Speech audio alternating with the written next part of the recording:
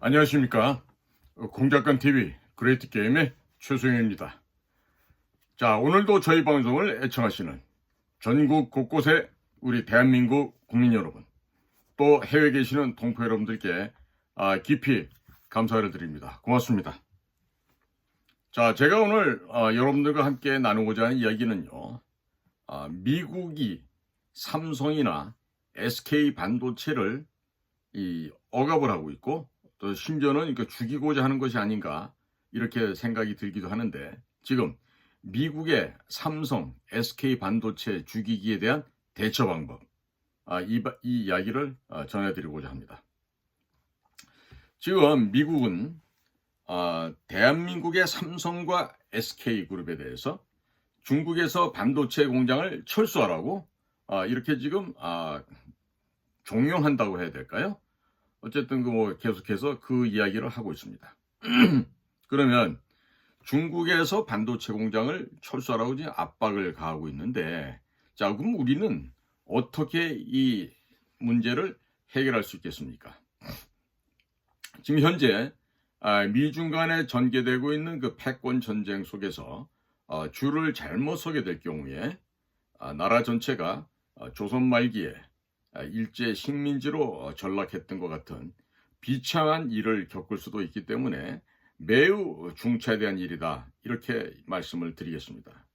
자, 현재 미국에서 나오는 여러 가지 시그널들은 종합적으로 제가 보건대 윤석열 정권을 믿을 수 없다, 이러한 측면에서 그와 같은 시그널들이 풍겨 나오고 있다, 저는 이렇게 생각을 하고 있습니다. 자, 지금 미국에서는 삼성과 SK에 대해서 보조금을 주겠다. 그러니까 우리 보조금을 받고 중국에서 공장을 철수하고 미국에 공장을 지으려고 압력을 놓고 있다는 이 사실인데, 이건 이미 우리 국민들께서도 잘 알고 계십니다. 자, 여기에다가 각 회사의 회계 자료 및 기술 자료를 제출하라고 압력을 가하고 있고, 또 보조금의 75%는 다시 환수해버리겠다는 말도 안 되는 조건을 지금 달고 있는 것이 미국의 요구사항입니다.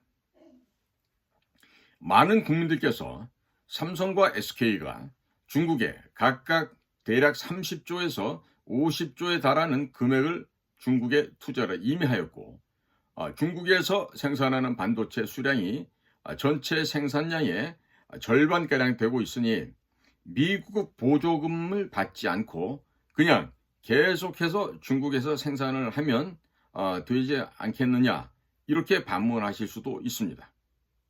그렇습니다. 삼성과 SK가 미국의 보조금을 받지 않고 중국에서 계속 반도체를 생산하겠다고 할 경우에 삼성 이지용 회장과 SK 최태원 회장이 그 자리에서 교체될 수가 있고, 또 심한 경우에는 둘 다 생명을 잃어버릴 수도 있습니다. 이 이야기는 삼성과 SK가 공중분해될 수도 있다라는 이러한 이야기를 제가 드리고 있는 것입니다. 현재 미중 간에 펼쳐지고 있는 패권 장난은 동네 꼬마들의 애들 장난이 아닌 것이죠. 이 미중 패권 전쟁이라는 이것은요, 둘 가운데 하나가 죽어야만, 반드시 죽어야만 이 싸움이 끝나게 됩니다. 현재 중국이 미국의 GDP의 3분의 2까지 따라왔고, 중국의 군사력이 미국을 상당 부분 위협하고 있기 때문에 미국이 느끼는 부담감, 이 미국이 느끼는 부담감은 우리가 상상하는 것보다 훨씬 더 크다고 할 수 있겠습니다. 미국은 중국을 저격하기 위해서 저격총, 즉 스나이퍼죠, 이 저격총을 겨누고 있는데, 그 앞에서 머리를 들고 얼쩡거리다가는요, 머리에 먼저 총을 쏴서 죽여버리고 그 다음 적을 겨냥할 수밖에 없습니다. 자, 이때 얼쩡거리다 먼저 총을 맞을 수 있는 게 바로 우리 대한민국의 입장이고요. 최종적인 적의 타겟은 중국이 되겠죠. 자, 우리가 실질적으로 현장에서 우리 비밀 공작 사업, 현장 그 액션을 하다 보면요, 같은 우리 편이라 하더라도 이 눈치가 없다거나 또 역량이 떨어져서 이 작전하는 데 걸리적거리는 경우가 있습니다. 그러면 이게 우리 편은 우리 편인데요. 이 우리 편의 이 멍청한 짓 때문에 이 열받고 악에 바치는 경우가 생기게 되죠. 그런데 그렇다고 해서 우리 편을 때려 죽일 수도 없고요. 또 이럴 경우는요. 적들보다 우리 편이 더 밉고 싫을 때도 있습니다. 자, 우리가 그런 인간들을 보통 우리 군대에서 고문관이라고 합니다. 지금 삼성과 SK가 중국 업체들에게 공급하고 있는 그 첨단 반도체들은요. 중국군의 전투기, 중국군의 함정, 중국군의 미사일, 중국의 인공위성에 탑재되고 있고 또 그 무기들이 우리의 동맹국이라고 하는 미국을 겨냥하고 있습니다. 참 아이러니하죠. 자, 그래서 미국이 동맹국인 우리 대한민국에게 1년 전부터 지속적으로 그 반도체 동맹이라고 하는 치포 동맹에 가입해달라고 하면서 삼성과 SK에게 공장을 철수하도록 1년간 유예 기간을 준 바가 있었습니다. 그러나 삼성, SK, 우리 대한민국 정부 모두가 아무런 준비를 안 한 것으로 보여지고요. 또 미국이 삼성, SK 그리고 윤석열 대통령에 대한 이 배신감이랄까요? 이 배신감을 토로하고 있다. 이렇게 지금 살펴볼 수가 있겠습니다. 자, 한마디로 말해서 우리 미국은 너희 한국을 믿지 못하겠다. 그러니까 삼성이나 SK가 이 뒤로는 중국에게 반도체를 공급하는 것이 아닌지 정말로 아주 구체적인 또 아주 그 주도 면밀한 그 감사를 하겠다는 그런 의미로 들리는데요. 좀 더 심하게 말하자면요. 우리 그 발목에다 전자팔찌를 채워서 실시간으로 감시하고자 한다는 이런 의미로 해석할 수가 있겠습니다. 삼성과 SK가 중국에서 반도체 공장을 철수하지 않게 될 경우에 최악의 삼성과 SK가 공중분해되는 것을 넘어서 윤석열 대통령조차 교체될 수도 있다는 이 위험성이 있기 때문에 제가 오늘 이 방송을 하고 있습니다. 자, 역사적으로 볼 때 미국은 이승만 대통령께서 미국 측의 말을 잘 듣지 않는다고 해서 이승만 대통령을 암살하려고 했었죠. 바로 에버레디 작전이었습니다. 이 미국은 당시 CIA를 통해서 미군을 통해서 이승만 대통령을 제거하려는 아주 주도면밀한 작전을 했었습니다. 그리고 이후에 박정희 대통령이 5.16 군사혁명을 통해서 정권을 잡고 18년 5개월 만에 김재규라고 하는 당시 중앙정보부장의 권총에 의해서 저격을 당하시고 서거하신 적이 있었죠. 그러면 김재규 중앙정보부장은 아무런 배후 세력도 없이 박정희 대통령에게 총을 겨누고 총을 쏘았을까요?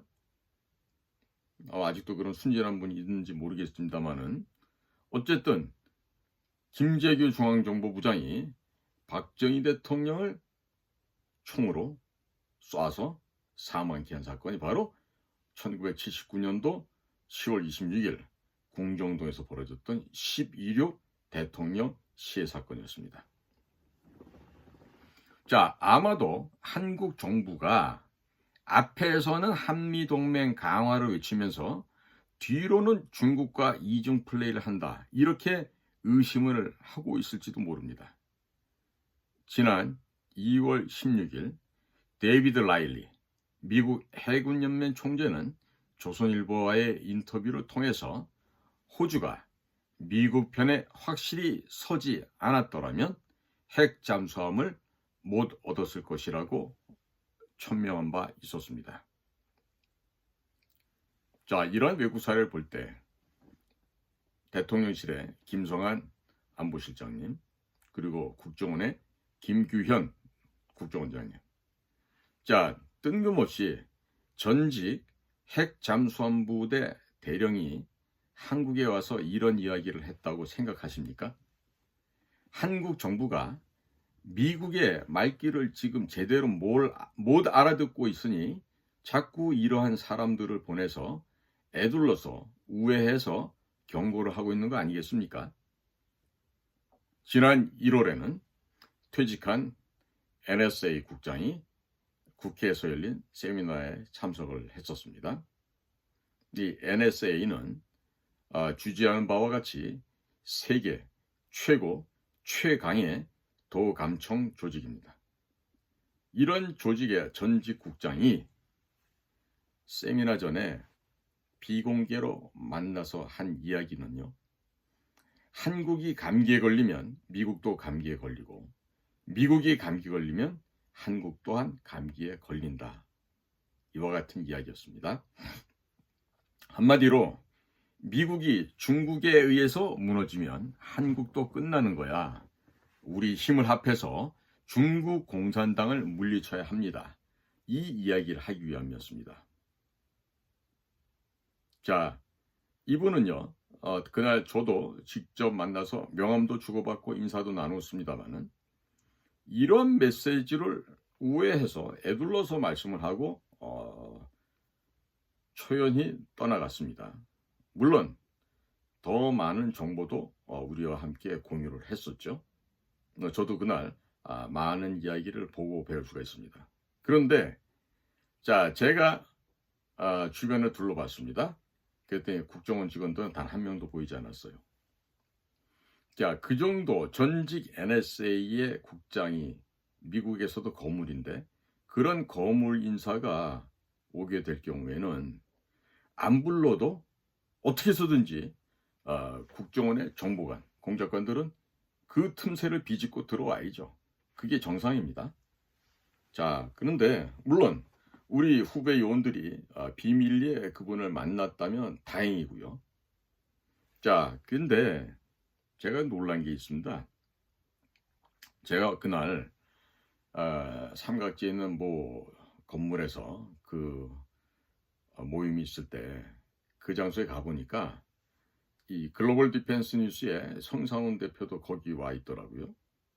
자, 글로벌 디펜스 뉴스가 러시아, 몽골, 또 동유럽, 인도, 터키, 미국에도 다 정보망을 깔아놓고 실시간으로 정보 분석을 하고 있는 것을 제가 목도하는 순간에 적지 않게 놀랐습니다.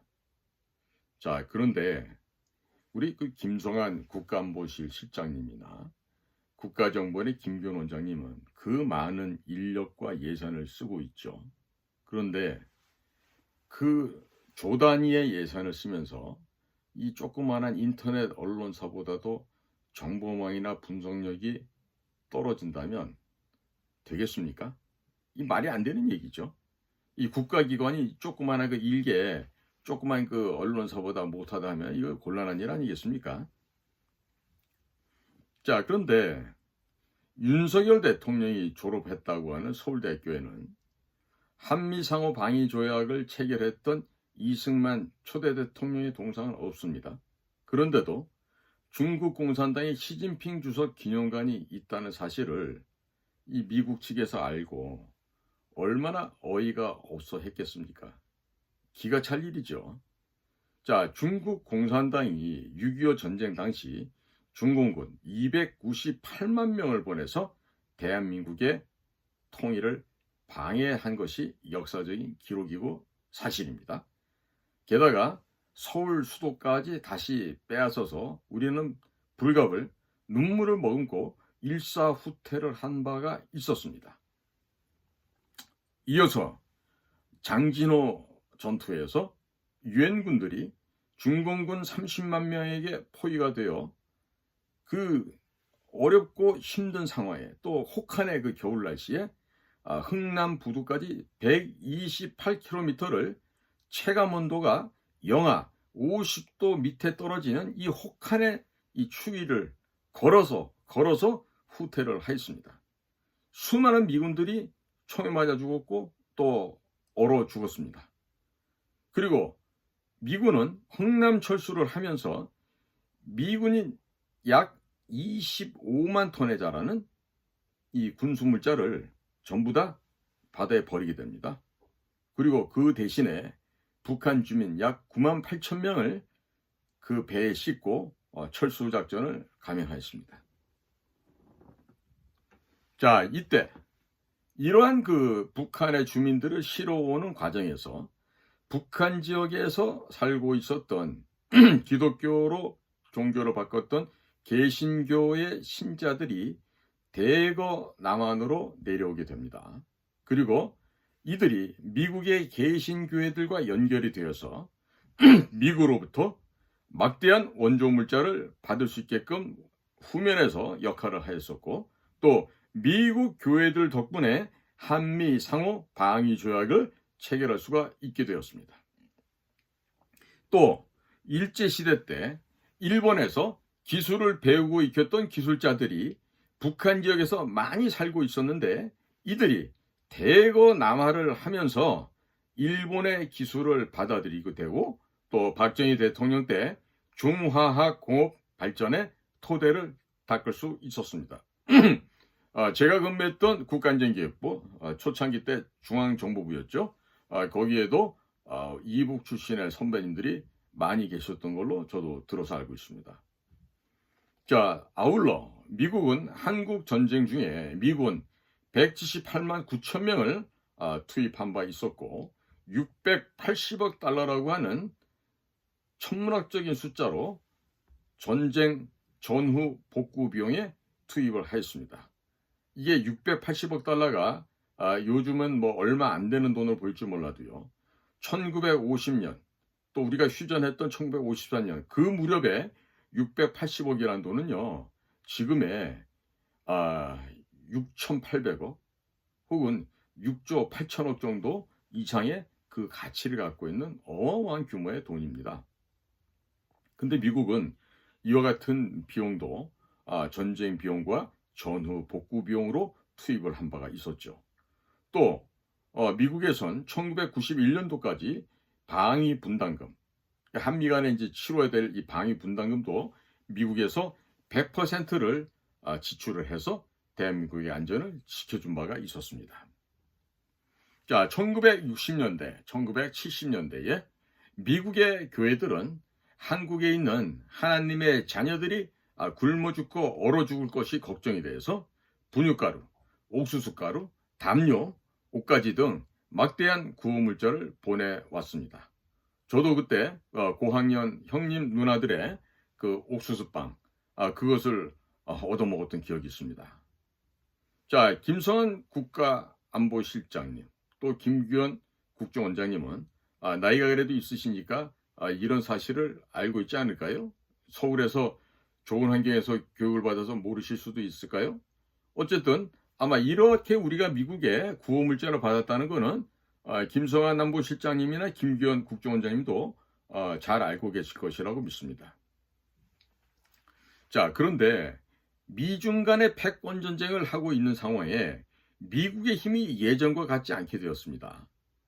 그래서 동맹국이 한국에게 도와달라고 하고 있는데, 자, 윤석열 대통령이 졸업했다고 하는 서울대학교에도 한미 동맹의 상징인 이승만 대통령의 동상은 없지만, 대한민국 수도 서로 짓밟았고 6.25 전쟁 총 37개월 동안 34개월간 전쟁을 했던 바로 그 대상자, 중국 공산당의 수괴, 중국 중화인민공화국의 국가주석인 시진핑의 기념관은 서울대학교 안에 도서관에 기념관이 설치되어 있다고 하는 이 사실에 대해서 미국 측에서는 상당한 모욕감, 배신감, 그리고 수치심을 느끼고 있을 것으로 생각이 듭니다. 자, 서울대학교에 있는 시진핑 기념관이 한미 동맹에 걸림돌로 작용할 것이라는 것은 생각하지 못하는가요?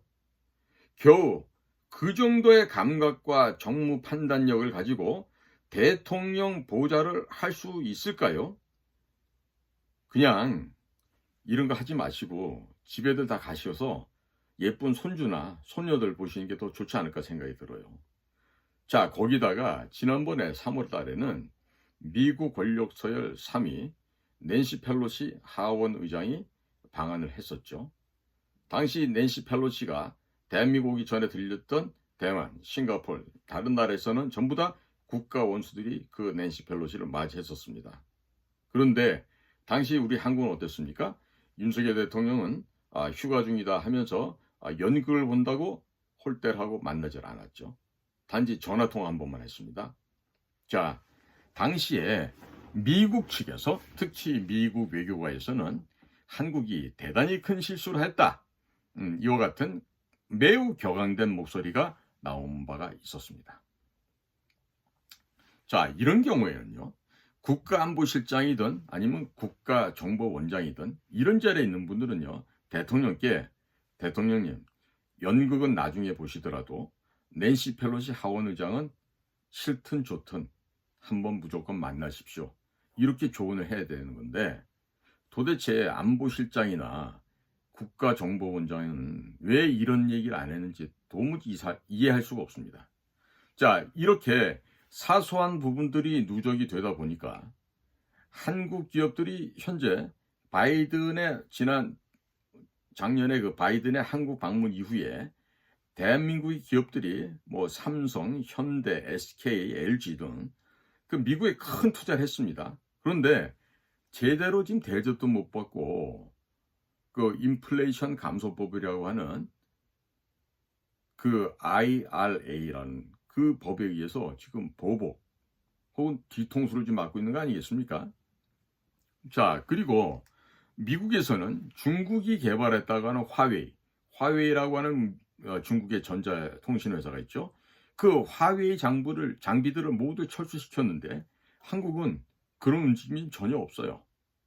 그리고 중국의 비미 경찰서가 한국에 있다는 것이 사실로 적발이 되었습니다. 그럼에도 불구하고 전국에 퍼져 있는 23개나 되는 공자 학원을 철거시키지 않고 좀 그대로 두고 있어요. 이럴 때 어떻게 됩니까? 즉각적인 조치를 해야죠. 그런데 지금 미국에서는요, 야, 한마디로 우리 대한민국 한국 정부를 못 믿겠어. 이런 좀 태도를 지금 표현하고 있다고 좀 보여줍니다. 자, 이런 부분을 김규현 국가정보원장이나 김성한 외교안보실장은 스스로 알아서 조율을 해야 합니다. 그런데 이 웬일입니까? 이 두 분 다 공부를 잘하고 한 사람은 서울대학교, 한 사람은 고려대학교 나왔습니까? 이 책으로 외교를 배워서 그런 겁니까? 왜 그렇습니까? 야매 보니까 책으로 외교를 배우고 사람관계를 배웠는지 이 현장에 이 실무 능력이 거의 제로, 0점이에요. 전혀 파악을 못하고 있는 이런 상황이 되고 말았던 것 같습니다.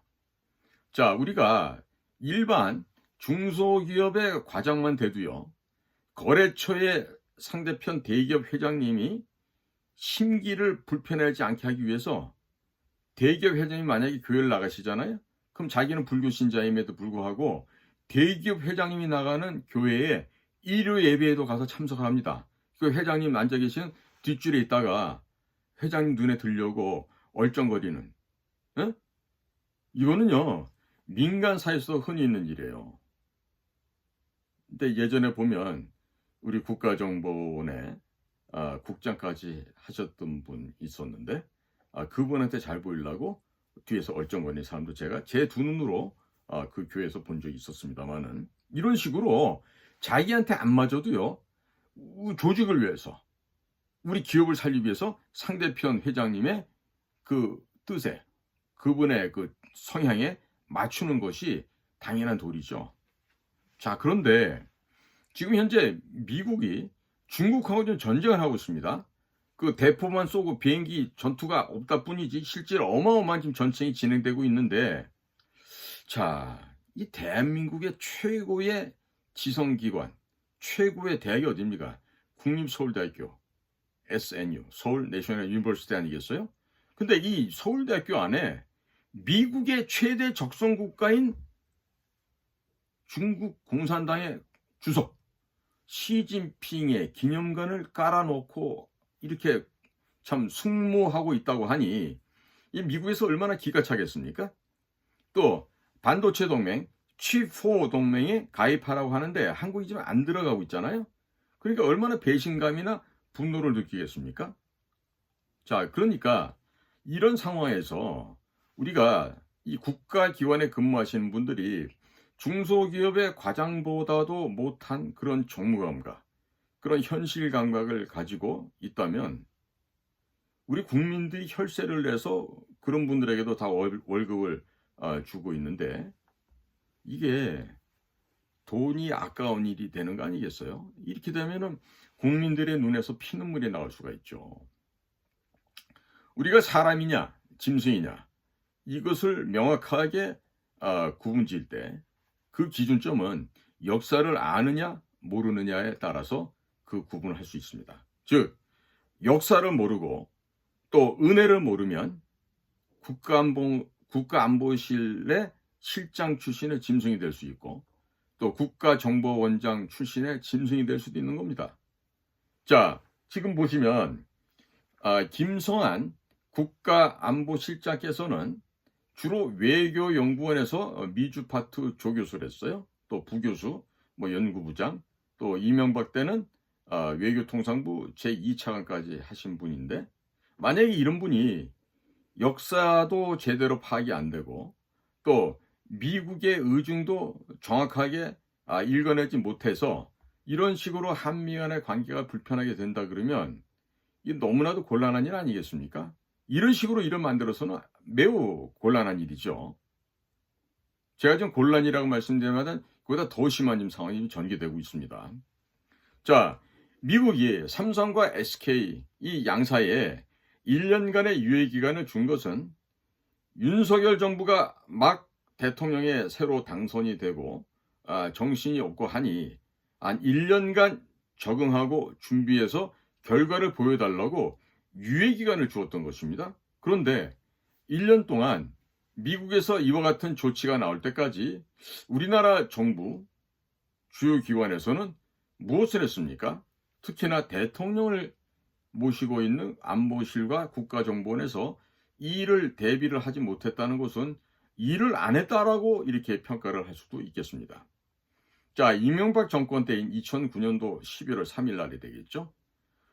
대통령의 복심으로 불리던 이 장광근 사무총장이 중국의 북경까지 날아가서 중국 공산당과 한나라당 사이에 업무 교류 협약을 맺었습니다.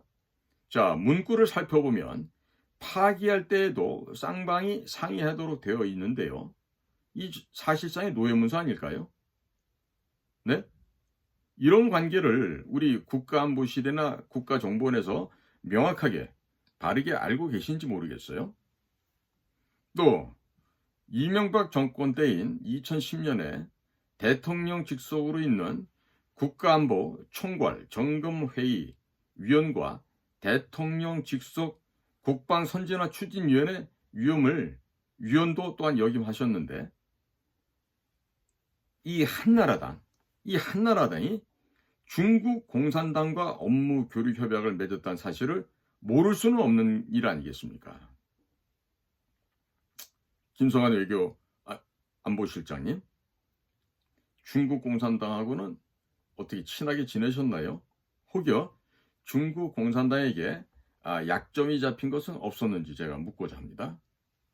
자, 그런데 왜 서울대학교에 한미동맹의 상징인 이승만 대통령 동상은 없고 중국 시진핑 기념관이 들어선 것을 보고 이 시진핑 기념관을 치울 생각을 안 했던 것입니까? 정녕 그렇단 말입니까? 중국의 비밀 경찰서가 언론에 이미 대서특필돼서 다 폭로됐습니다. 그 다음 조치가 뭐가 있었죠? 전국에 지금 산지에 있는 공자학원 23개소가 있는데 그 공자학원을 왜 그냥 두고 있죠? 그냥 둘 게 아니라 없애야 되는 거 아닙니까? 자, 그 밑에 있다고 하는 김태효 국가안보실 제1차장 어떤 사람입니까? 이명박 대통령 당시 천안함 폭침 사건이 터지고 연평도 포격 사건이 일어나자 중국에 돈가방, 즉 북경으로 돈가방 들고 가서 북한의 대남 공작 요원들을 접선을 하고 평화를 구걸했던 사람인데, 그러한 과정에서 중국 측이나 북측에 약점이 잡히진 않았을까요? 그런 광경에서 약점을 잡아채는 게 바로 중국과 북의 아주 전통적인 그 특징인데, 자, 당시 김태효 씨는 대통령 서명도 안 된 문서를 들고 다니다가 오히려 북한 측에서 우리 측 요원들에게 김태효의 신원조회를 해달라고 할 정도로 문제를 크게 야기시켰던 바로 그 사람이 김태효, 현재 국가안보실 1차장입니다. 자, 김태효 외교안보실 1차장님께 질문을 하겠습니다. 혹시 북측 사람들 만났을 때 친구를 접대할 때 북이나 중국 모두 아가씨들이 있는 고급 술집으로 안내를 하고 거기서 스타트를 하게 됩니다. 자, 저도 북경에 있을 때 보면 이 8층, 10층, 15층, 20층 막 이런 건물 전체가 다 룸사롱이고 그 안에 출입하는 아가씨가 몇천 명씩 되는 그런 대형 룸사롱들도 있어요. 그러면 북경이든 아니면 북한 지역이든 갔었을 때 이러한 술집에 안 갔었나 모르겠어요. 자, 우리가 자주 만나는 사이에서는 그냥 커피 마시고 이야기를 하지만요, 이 처음 접선하고자 하면은 이 북한 애들처럼 이 돈을 밝히고 또 사전에 돈을 주지 않으면 만나주지 않는 이런 북한 아이들에게 이 평화를 구걸하려고 하면은 돈을 써야만 됩니다. 자, 예를 들어서 김대중이 박지원을 통해서 4억 5천만 불이 공식적으로 넘어갔고요. 실질적으로 당시 국가정보원의 그 파우치실, 우리 외교 행랑을 작성하는 실인데요. 그 파우치실에서도 어마어마한 양의 대량의 미국 달러화가 외교 행랑을 통해서 중국 쪽을 통해서 평양으로 넘어간 걸로 알고 있습니다. 자, 제가 이 술집 얘기를 잠깐 왜 하냐면요, 중국에서는요, 이 큰 호화로운 큰 방 안에 아가씨가 수십 명, 수백 명이 들어오고 여기 양주를 시키고 하다 보면요, 대부분 이 공업용 에탄올을 섞은 가짜 양주가 들어오고요, 그런 거 한두 잔만 먹고 정신을 잃어버릴 수가 있습니다. 혀가 마비되고 뇌가 마비가 됩니다. 그러면 이 초년병들, 경험이 없는 사람들은요, 이렇게 이 가짜 양주에 당하지 않습니까? 아침에 일어나 보면 침대에 자기 모습은 나체로 홀딱 몸을 다, 옷을 다 벗은 채로 누워 있고, 신기하게도 귀중품은 그대로 있고, 머리는 아픈데 기억은 없고, 그런 일이 왕왕 있었습니다. 혹시 이런 경험은 없었는지 모르겠어요. 자, 북한 친구들을 처음 접선해서 마사지하는 마사지 샵에도 한 번도 가지 않고 북경에서 커피만 마시면서 북한 친구들하고 얘기했을까요? 룸사롱이나 마사지 집에 가서 중국 정보부가 도청하고 있는 도청 장치와 카메라 앞에서 그 모습을 찍힌 건 없었을까요? 저는 중국에서 활동을 해봤기 때문에 그와 같은 그 도청 장비, 감청 장비, 또 촬영 장비가 설치된 그런 것들을 많이 보아왔는데, 과연 그런 그 역경과 어려움을 잘 극복했을지 모르겠습니다. 그래서 추후에라도 집이나 사무실로 무슨 사진이나 USB나 CD 이와 같은 것들이 배달된 적이 없는지 모르겠습니다. 이게 뭐냐면 평양의 주특기이기도 하고요, 북경의 주특기이기도 합니다. 자, 그러면 돈다발을 들고 가서 북한 아이들을 주고 이렇게 접촉을 해보려고 했는데 그 돈가방은 제대로 북한으로 건너갔습니까? 북한 아이들이 제대로 받아갔는지 모르겠군요. 아니면 주지 못하고 다시 국고로 반납을 했었습니까?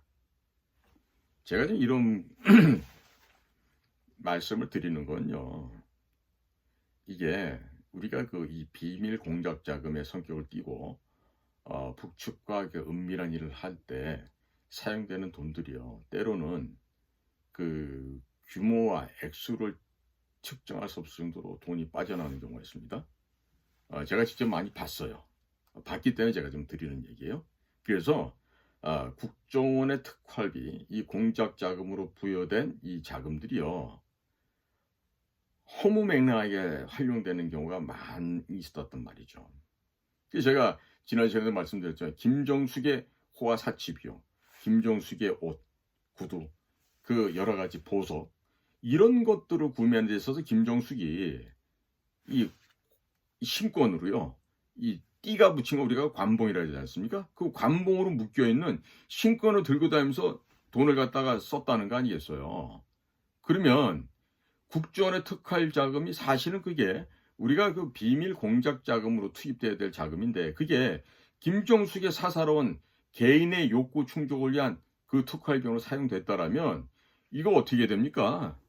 김정숙을 잡아다가 조사를 하고 불법인 것이 있으면 감방에 쳐넣어야 되겠죠. 네?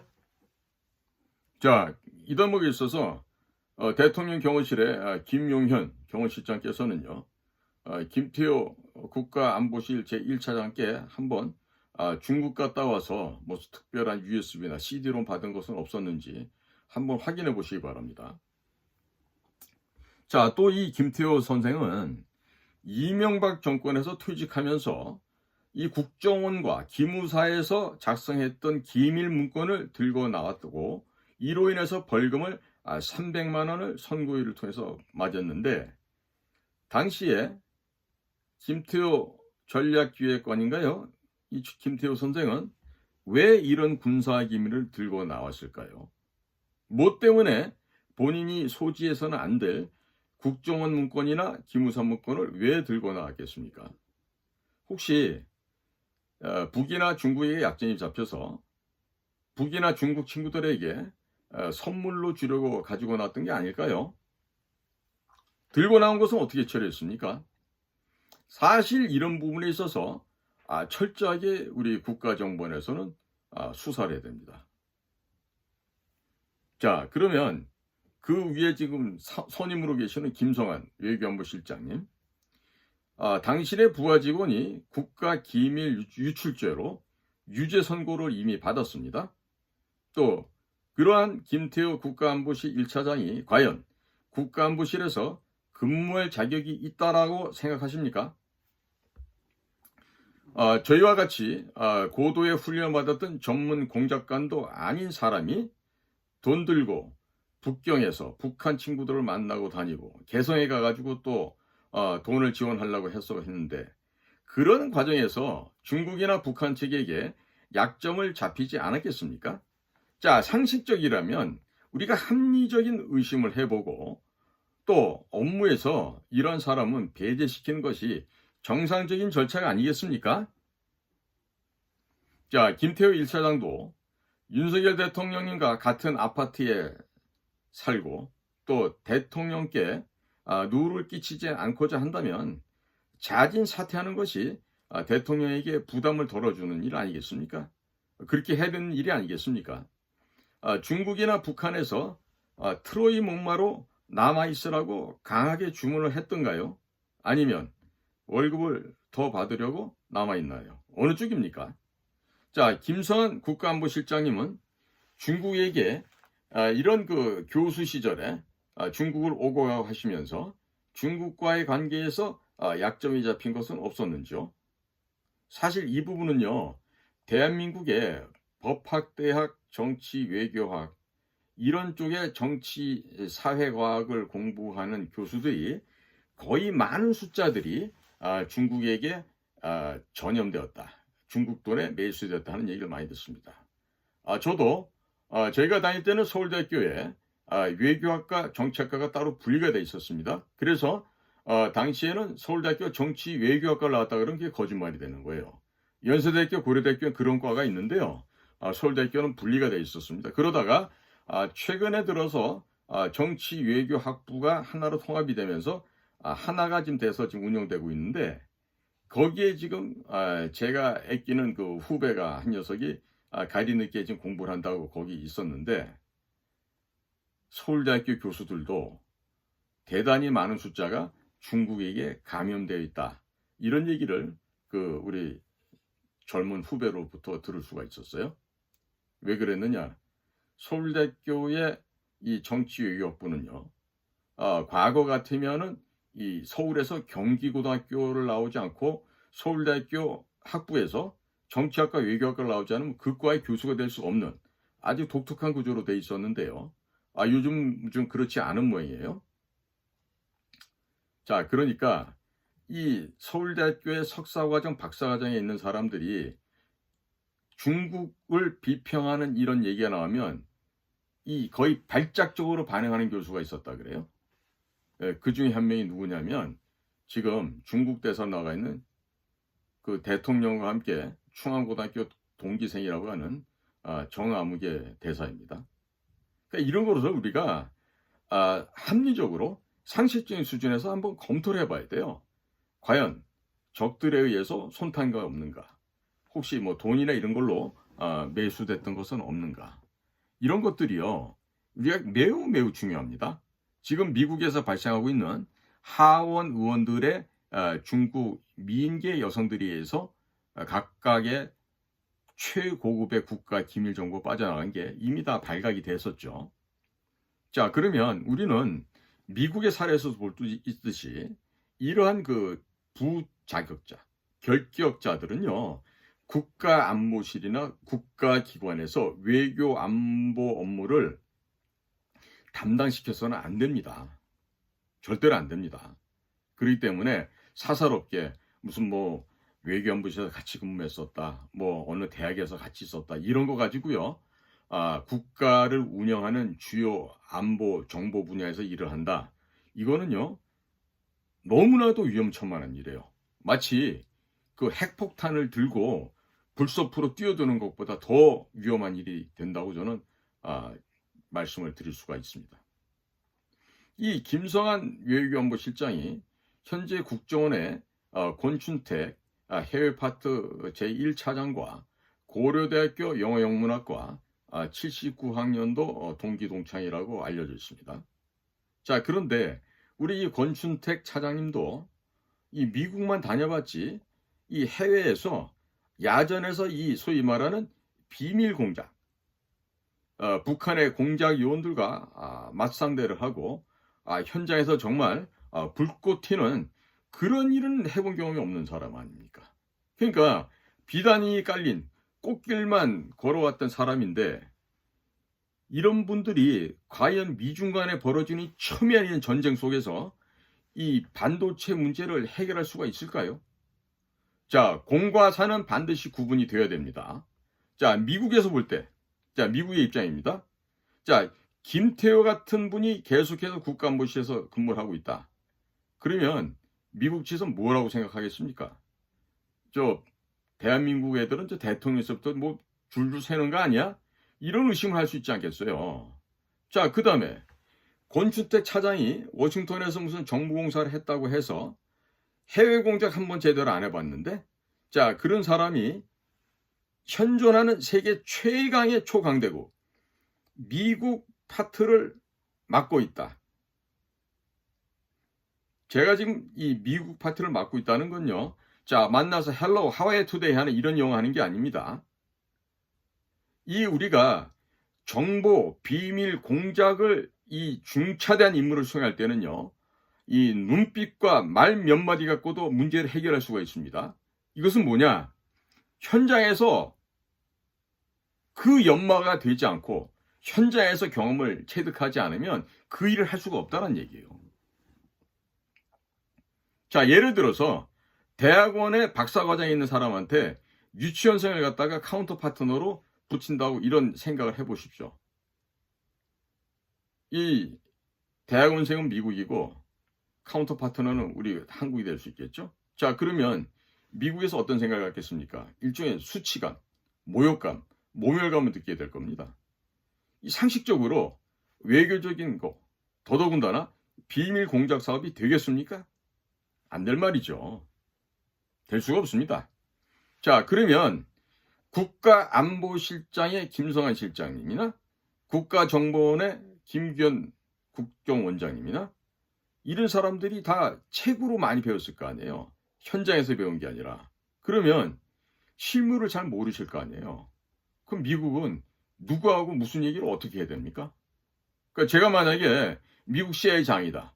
미국 특수공작부서의 내가 국장이다. 그랬을 때 무슨 얘기를 어떻게 합니까? 대화가 돼야지 얘기를 할 거 아닙니까? 자, 예전에 박진 외교부 장관, 현재 외교부 장관이시죠? 그 박진 장관과 함께 그러니까 일을 해봤던 그런 분들 이야기를 들어봤더니만 정말 그 평가가 참 야릇한 평가가 납니다. 무슨 새가슴이다, 어? 혹은 무슨 뭐 쫄보다, 뭐 이런 평가가 있는데 이 얘기는 결국 뭐예요? 일선 현장의 외교관으로서는 유능하지 않다는 이야기 아니겠습니까? 네? 자, 김기현 국정원장도 과거에 외교부에서 오랜 세월을 근무를 하셨고 거의 최종 단계에서 외교안보에서 근무를 하신 걸로 알고 있는데 외교부 직원들이 바라보는 김기현이라는 인물, 그분에 대한 평가는 제가 굳이 여기서 필설로 다 하지 않더라도 이제는 다 아시겠습니까? 자, 그러면 미국에서는 이런 사항들을 다 파악하고 있어요. 자, 그럼 미국이 한국과 비밀 공작을 해야 되고 또 중요한 일을 해야 되는데 이게 윤석열 옆에 있는 사람들이 이런 사람이 누구랑 얘기합니까? 하다못해 김건희 여사라도 붙잡고 미국 쪽에서 얘기해야 될까요? 말이 안 되잖아요. 그러면 우리나라 대통령, 윤석열 대통령을 얼마나 미국에서 우습게 보겠습니까? 이런 생각들 안 해봅니까? 입장을 한번 바꿔놓고 생각해 보십시오. 우리가 타산지석이란 말이 있듯이 우리가 입장을 바꿔놓고 생각해 보면요. 자, 우리가 미국이고 현재 한국이 미국이다라고 생각했을 때 입장을 바꿔놓고 생각해 보면 우리가 특수한 분야에서 특히나 그 국가 정상급에서 외교 안보를 논하는 자리에서 그 상대편 카운터 파트너들이 그 정도 수준이라 그러면 그 워싱턴에서 그 이야기할 그런 기분이 나겠습니까? 자, 이렇게 외교안보실이나 국가정보원에 현장감이 없고 비현실적인 사람들이 지금 전문가라고 지금 영입이 돼서 국가안보를 담당하고 있는데 이렇게 되면요. 국가안보에 문제가 생길 수밖에 없습니다. 대통령께서도 뭔가 느끼는 바가 있으실 텐데 자, 민간의 중소기업에서조차 있을 수 없는 일들이 지금 국가안보실과 국가정보원에서 일어나고 있어요. 자, 누군가가 책임져야 되지 않겠습니까? 자, 대통령께서는요, 대통령 스스로의 얼굴에다 생각하고 한번 돌아보시기 바랍니다. 그리고 우리 김성한 안보실장님이나 김기현 국정원장님께서는요, 제가 이렇게 좀 알려드린 대로 한번 해보십시오. 네? 자, 우리가요, 이 현장에 가서 현장을 배우고 익히고 그 현장의 대응력을 갖다가 높이다 보면요. 보고서는 저절로 나옵니다. 저절로 나옵니다. 네? 그러니까 이 지금 우리 한미 간에 지금 벌어진 이 반도체 문제, 이 지금 전쟁입니다. 이 총 쏘고 뭐 대포 쏘의 전쟁입니까? 지금 대한민국의 삼성이나 SK가 이 반도체로 인해서 말라 죽을 수가 있어요. 그러면 우선적으로 이거를 국가기관에 나서서 이거 방벽을 쌓고 이 문제를 해결해야 될 거 아니겠습니까? 예? 이 치매 예방되고 참 좋단 말이죠. 자, 우선 말이죠. 우리 반도체를 국가의 전략물자로 지정도 하고 정부 허가 없이는 대한민국 영토밖에 반도체 증설은 불가능하다. 이렇게 증설을 못하도록 제한을 하십시오. 그리고 삼성이나 SK에게 중국 공장 포기해라. 그리고 미국 공장도 포기하고 한국의 반도체 공장을 증설하라. 뭐 이 정도의 액션을 해야 될 거 아니겠어요. 그러면 삼성이나 SK에서는 한국의 국내법이나 윤석열 정권 핑계대고요. 미국과 직접 맞부딪히게 되는 그런 일은 없게 될 겁니다. 자, 지금 우리 가족이 내 자녀들이 밖에 나가서 쳐 맞고 다니는데 어서 불러들여서 안전하게 보호해 줘야죠. 네? 자, 그 다음에 중국에 가 있는 우리 한국 기업들 있죠? 중국으로부터 모두 국내로 철수시키십시오. 중국 공장 포기하고 다 국내로 돌아오라고 강권하십시오. 그리고 윤석열 정권이 미국의 바이든 정권과 직접 협상을 하시기 바랍니다. 그래서 지금 현재 우리는 굉장히 여건이 좋습니다. 김성한 안보실장, 김기현 국정원장, 박진 외교부 장관 전부 다 네이티브 스피커만큼 영어를 잘하시는 분이라 그래요. 모두가 영어에 능통하신 분이니까 협상단 꾸려서 통역관 필요 없이 장관급들이 가서 직접 미국과 협상해서 문제를 해결하시기 바랍니다. 그리고 미국의 그 여야 정치인들에게도 돈도 좀 집어주는 이런 로비를 하십시오. 자, 미국에선 로비가 합법으로 되어 있습니다. 제가 지난 2018년도에 워싱턴 DC를 방문했더니 문재인이 미국 측의 상하원 의원들을 우리 측으로 끌어들이기 위해서, 즉 평화협정, 정전협정 이것을 맺게 하려고요.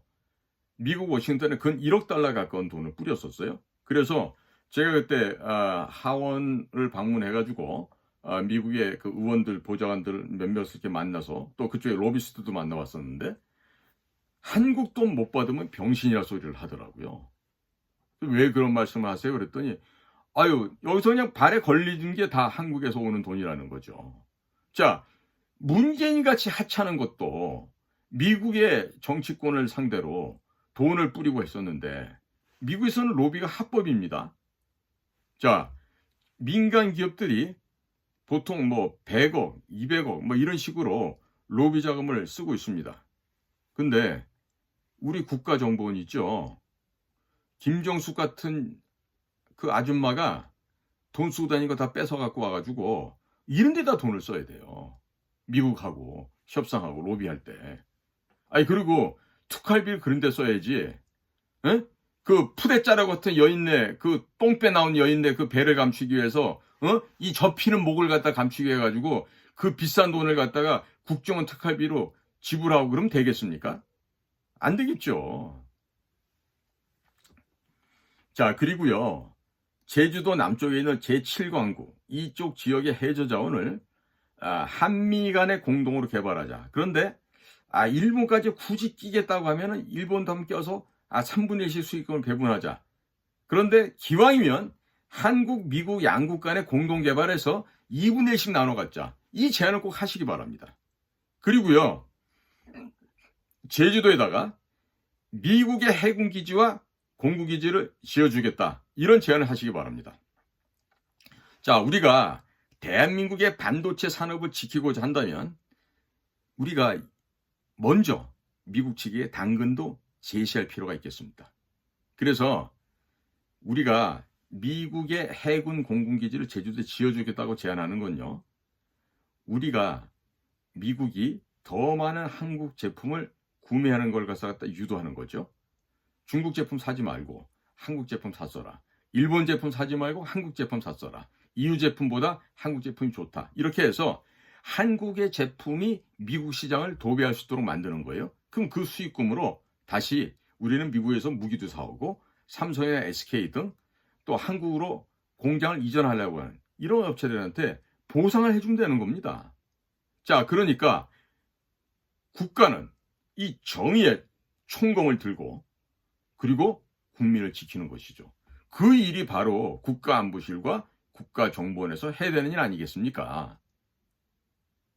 자, 동맹국인 미국, 또 미국의 주적이라고 하는 중국, 이런 중국에게 우리 기업들이 반도체 수출을 하게 되면 그걸 당장 중단시키고서라도 다른 방법으로 보상해주는 방안을 마련하는 것이 그게 바로 국가가 해야 될 일 아니겠습니까? 또 이것이 바로 국제정치의 기본이 아니겠습니까? 자, 그러면 국제정치의 도를 넘어서 사람 사는 세상이 기본 도리가 아니겠냐는 말씀을 드리는 것이죠. 자, 그래서 국제정치의 기본은 이렇게 중요합니다. 그런데 이 학교에서 학생들이 가르치고 무슨 연구 보고서다 이런 걸 하던 분들이 지금 국가정보기관 또 안보실 이런 데 나와서 지금 교수하다고 오셨어요. 이래서 되겠습니까? 지금 우리나라가. 그리고 자, 외교관도 뭐요? 이 현지에서 뛰는 외교관이 있고 이 데스크에서 데스크웍만 하는 외교관도 있어요. 데스크 업무가 중요하다고 하는 사람들은요, 현장 나가서 일 못합니다. 왜? 이 돈 쓸 줄도 몰라요. 응? 그리고 상대편은 우리 쪽으로 이 끌어들인 화술 이런 것도 부족하다고요. 제가 그래서 말하는 영어를 잘한다고 하는 것은요, 무슨 뭐 여기 지금 뭐 스테이크 집 가서 뭐 웰던으로 주세요, 미디움으로 주세요 이런 얘기하는 게 영어가 아닙니다. 뭐 드레싱은 뭐로 주세요 이게 영어가 아니에요. 자, 미국 측에서 필요로 하는 부분을 정확하게 지적해내고 그것을 단 몇 마디를 하더라도요, 상대편이 이 폐부를 찔러서 그 사람의 생각과 내 생각을 일치시키게 만드는 게 이게 바로 외교고 비밀 공작 사업인 거예요. 그런데 자, 우리가 이렇게 국제 간의 기본 질서도 안 되고 이런 것도 기본 개념조차도 모르고 그냥 책으로 배운 외교, 책으로 배운 의전, 또 데스크, 책상 머리에서 배운 이런 거 갖고 해서 과연 그런 현장에서 일을 할 수 있겠냐 이거죠.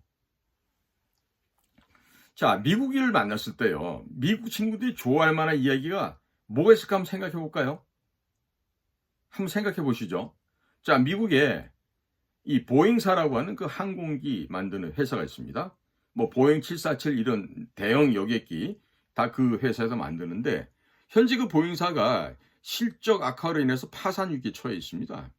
그러니까 보잉에서 만드는 조기 경보기, 대잠 초계기, 그다음에 아파치 헬기 이런 것을 야 우리가 좀 사줄게 대규모로 이렇게 하면요 이런 제안을 하지 않습니까? 미국 친구들이 눈이 번쩍 뜨이겠죠. 귀가 쫑긋해지고 자 그러면 이와 같은 무기들은요 우리도 중국, 북계 이것들을 견제하기 위해서는요 우리도 당장 필요한 물건들입니다. 그런데 우리가 아직 이런 부분에 있어서는 아직 우리 기술이 안 돼요. 그러니까 어차피 우리는 그런 기자재들 그런 무기 체계를 우리도 구매를 해야 됩니다. 그러니까 우리가 수량을 좀 더 늘려서 사주고 미국하고 관계 개선도 만들게 되는 거죠.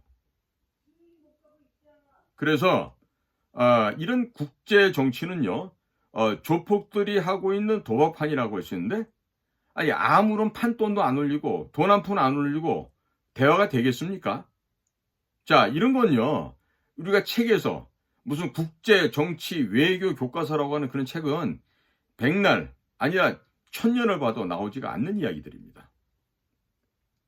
자, 그래서 미국과 실질적인 관계를 개선하고자 하면 이런 미국의 무기도 대량으로 구매를 해주고 또 돈을 미국 측에서 밀어주는 이런 제스처가 필요한 것이에요. 그러면 미국에서도 일자리가 생기고 또 바이든 행정부도 선거를 앞두고 뭔가 생색을 낼 수 있지 않겠습니까? 체면있을 수 있게 된단 말이죠. 그러면 우리가 얻고 싶은 것이 있으면 뭔가를 먼저 줄 수 있어야 됩니다. 그래야만 원만한 거래가 성립이 됩니다. 자, 그러면 우리가 가게 가가지고 물건 살 때 돈 안 주고 그냥 물건 사올 수 있습니까? 똑같은 이치죠. 자, 지금 우크라이나 전쟁 덕분에 한국이 천문학적인 금액으로 무기를 팔 기회가 생겼습니다. 그러면 미국한테 자, 우리 무기 판다. 그런데 우리가 갖고 가는 이 무기들은 과거 너희들로부터 내가 사왔던 것이고 하니까 대신에 우리가 너네 나라까지 위험에 처해 있는 이 상황에서 미국을 지킬 수 있게 핵무장을 하게끔 양국 간에 정식 문서로 조약을 맺자라고 이렇게 제안을 해야 되는 겁니다. 자, 그렇기 때문에 이런 국제사회에서 이 냉엄한 이런 현장에서는요 혼자서만 다 독식하겠다 이렇게 하면요 죽습니다. 누군가에서 제거당할 수가 있습니다. 그러니까 자 무슨 일로 누군가 때문에 돈을 좀 벌었으면 돈도 좀 떼주고 밥도 좀 사고 인사도 하고 이렇게 하는 게 국제 간의 관계를 원만하게 유지해가는 겁니다. 자 이런 기초적인 것을 국제 정치 외교 교과서 상에 쓰여져 있겠습니까? 자, 그리고 지금 미국이 생산하고 있는 해상 작전 헬기가 있습니다. 이 해상 작전 헬기도 대량으로 도입해서 한 번 더 주변 해역에 쫙 깔아버리면요. 미국 측에서 얼마나 흡족해 하겠습니까? 미국이 이런 함정을 전역으로 배치하게 되면요, 중국 함정들이 태평양으로 못 나오게 됩니다. 자, 그러니까 우리가 이렇게 하기 위해서는 국방비가 부족하다고 또 아우성칠 수 있어요. 그러면 자, 국방비 한 60조 원 되죠?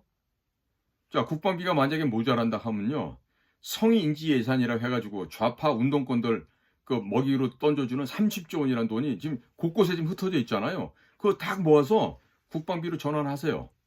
국방비로 전환하면 대략 돈이 90조 원 가까이 될 겁니다.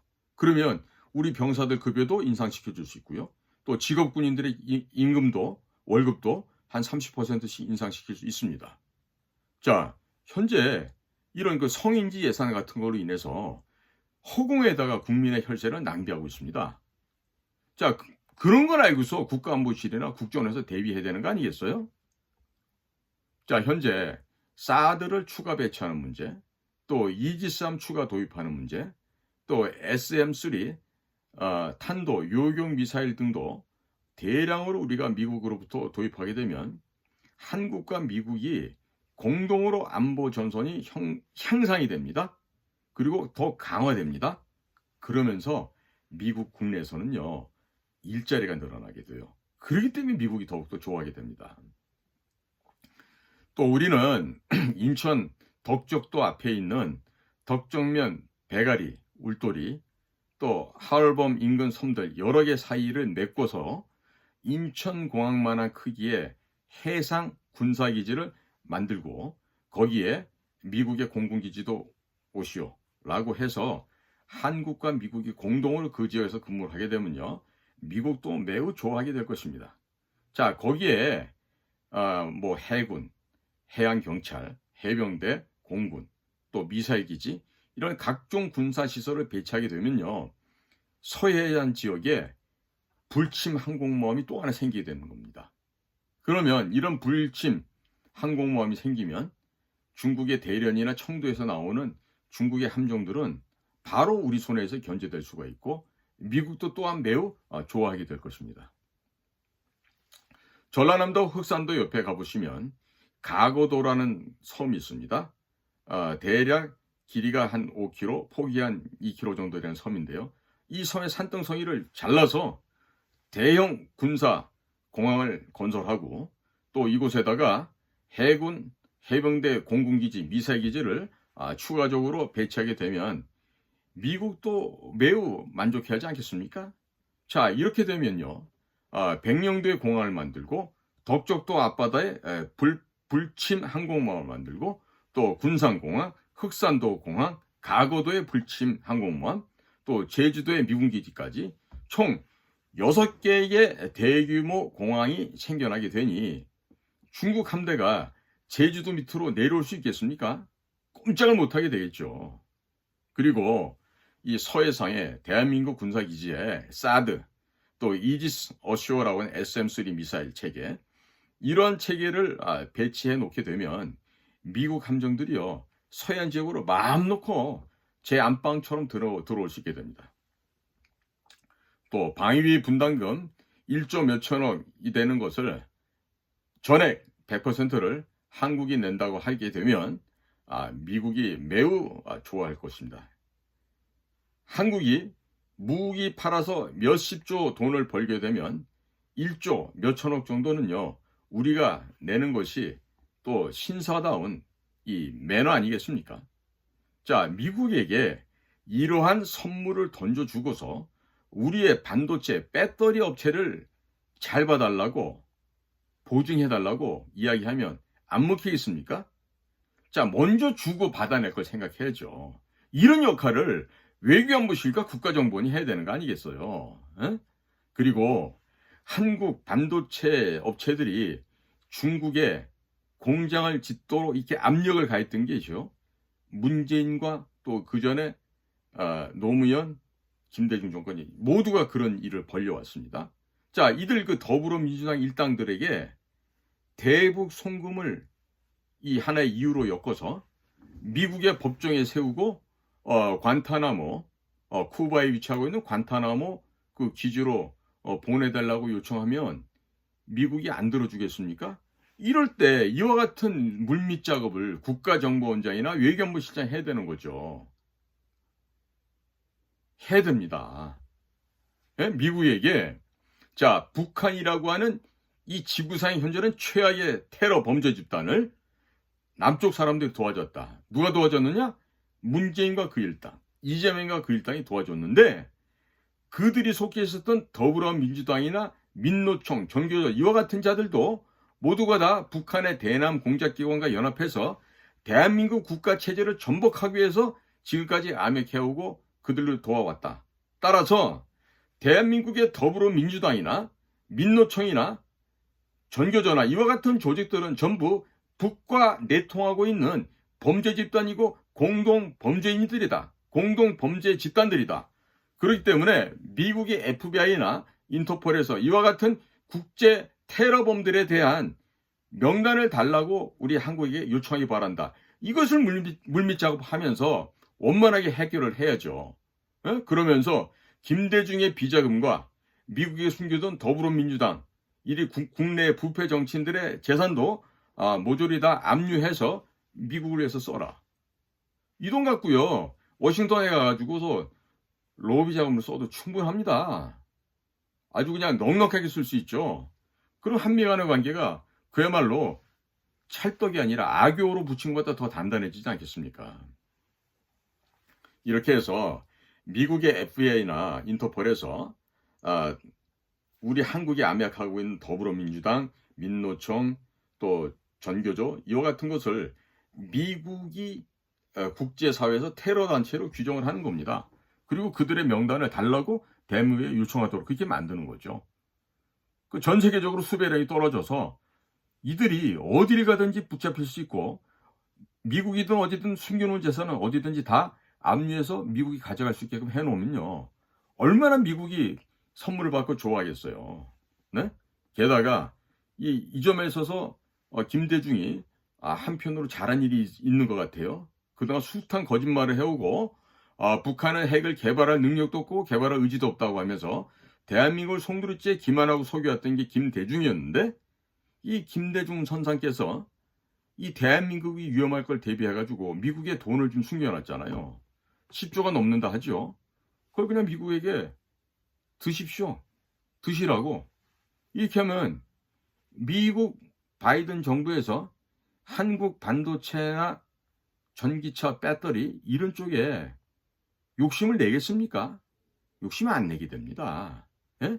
자, 이렇게 우리 김대중 선생께서 미국의 남몰래 미리 선견짐을 가지고 이 보관해놓은 이 돈을 우리가 적절하게 써야죠. 예?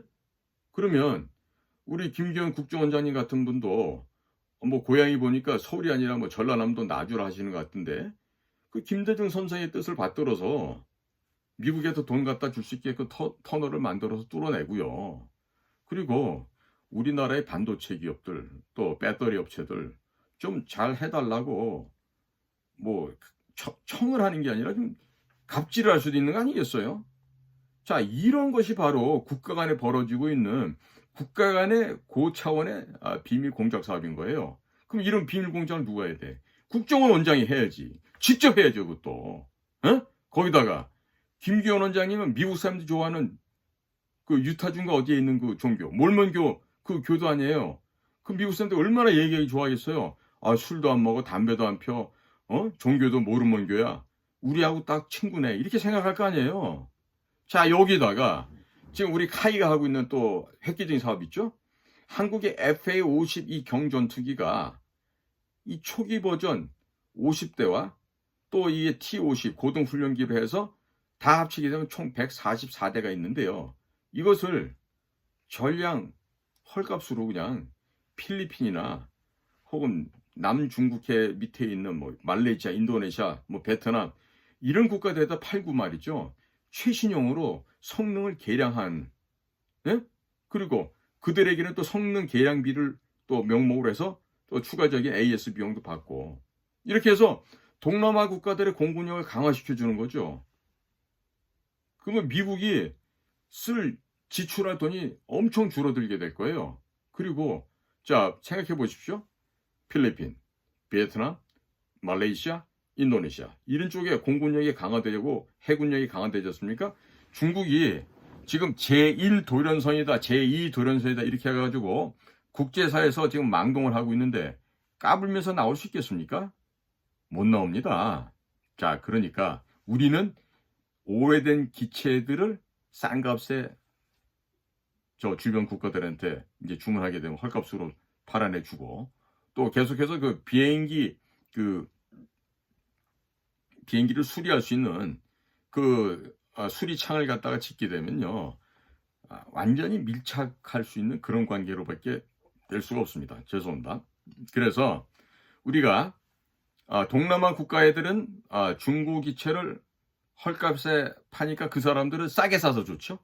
그리고 우리는 거기서 생기는 돈을 가지고 새로운 전투기로 성능 개량할 수 있죠. 그러니까 우리 기업들은 이중으로 돈을 벌게 되는 그런 구도 아니겠습니까? 자, 그러면 우리 한국의 항공 기업들의 돈도 벌어주면서 미국에게는 생색도 내고 이런 걸 해야죠. 자, 그리고 우리가 지금 현재 KF-21 보라매를 단좌형, 그 다음에 복좌형 지금 두 가지 다 지금 개발해서 지금 계속 시험을 하고 있는데 이러한 우리가 제조한 항공기에 또 국산으로 제조한 초음속 공대함 미사일 이런 것들이 탑재가 될 예정이니까 이 중국 함정들이 함부로 이 중국해 바깥으로 나올 수 있겠습니까? 남지나 동지나 이거 뭐 지네 바다라고 나와서 이렇게 다닐 수 있겠어요? 안 됩니다. 자, 거기다가요. 지금 우리 대한민국 방산업체 중에 지금 잘 팔리는 게 K2, 흑표전차 K9 이 자주포가 있는데요. 현재 우리 국내에는 K1 계열의 구형 전차와 또 K55 계열의 구형 자주포들이 아직 많이 있어요. 그러니까 이러한 장비들을 베트남이나 필리핀에 헐값으로 넘기는 거죠. 그러면요, 대만이 안전해집니다. 중국도 감히 대만을 침공하기 어려워지는 상황이 됩니다.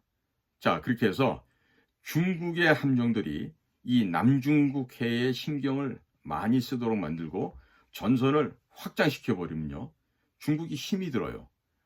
대만에 침공할 수 있는 그런 신경을 집중할 수도 없고 그만한 여력도 안 생기게 됩니다. 그리고 이 동남아 국가들까지 군비 증강을 하잖아요. 그러면 중국이 군비 증강을 하다가 파산을 당하게 될 겁니다. 과거 미국과 소련 간에 벌어졌던 그 우주 솔트 전쟁에서 벌어졌던 그걸 기억해 보시면 중국도 똑같이 적용할 수가 있습니다. 그러면 미국에서는요, 소련과 군비 경쟁을 하면서 소련을 파산시켰죠. 그때 그 작업을 주도했던 사람이 누구냐면 CIA의 로버트 게이츠라고 하는 인물이 있었어요. 로버트 게이츠는 키도 뭐 한 170 정도밖에 안 돼요. 서양 사람 치고는 다부지게 생긴 사람인데 미국 사람이지만 러시아 말을 러시아 사람만큼 했던, 그리고 러시아 사람인지 미국 사람인지 구분이 안 갈 정도로 현지화가 됐던 그런 요원이었는데 결국 그런 사람들이 소련을 붕괴시키는 작업에 참여를 했고 이후에는 CIA의 국장까지 하게 되는, 그러니까 미국이기 때문에 가능한 거죠. 대한민국 같으면 어린 반푼어치도 없는 얘기입니다.